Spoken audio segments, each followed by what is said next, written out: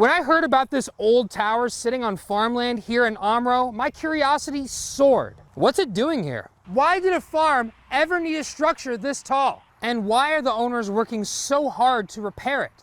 The answer lies in the fabric of one family's history, as well as the history of Wisconsin.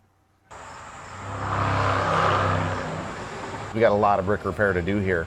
We're gonna need hundreds of them. It's got a life of its own almost. This structure is more than a tower. It's a touchstone to the past. They were opening Wisconsin for settlement so we could become a state, and so they were encouraging people to move here. For the King family, which owns the tower, it's a way to trace their roots all the way back to when this land was known as the Wisconsin Territory. William, the King family, the guy that came here in 1847, retirement from the military, they said, where do you want to settle or homestead? And he said, this area right here. And so they just deeded him this area. In 1871, William's grandson Charles built an Italianate-style brick farmhouse, which became the King family homestead.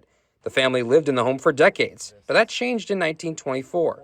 When one generation died off and they divided up some of the properties, the king that inherited that house didn't want to live there and sold it. The King family still lived here, but that parcel was no longer king's. The homestead was sold to a man named Florence Shepherd Cole, who used the property to capitalize on a then booming part of Wisconsin's economy, fox trapping. Silver fox are kind of a real special anomaly. Nobody else had that. He was the supplier of silver fox. And to help monitor the animals, Cole built a tower, first a wooden one in 1925, and then a sturdier building with steel bars and brick 10 years later. He called it the Cole Watchtower. Who would build a 7-story high tower? But he did it because he could. He had the money, and it's a little ostentatious for a fur farm, but it's still kind of a cool story. It was really only operational as a Fox Tower, this brick building, for a few years. After the fur trade collapsed, the property was reinvented to a butcher shop in the 1950s, and then later, a dairy process and ice cream shop. Ownership continued to change hands over the years, but it was always special to the Kings. We, I want to say, looked longingly at it and kind of gave up that we're never going to get it. But more than a century later, after 101 years, the Kings officially bought it back in April. I was just like a little kid with a piece of candy. I mean, it's like, can you believe it? And now the real work begins. Some things that had been overlooked and neglected over the years, just because of the sheer size of the project. It was way worse than what we had envisioned. It took a little bit of a reality check.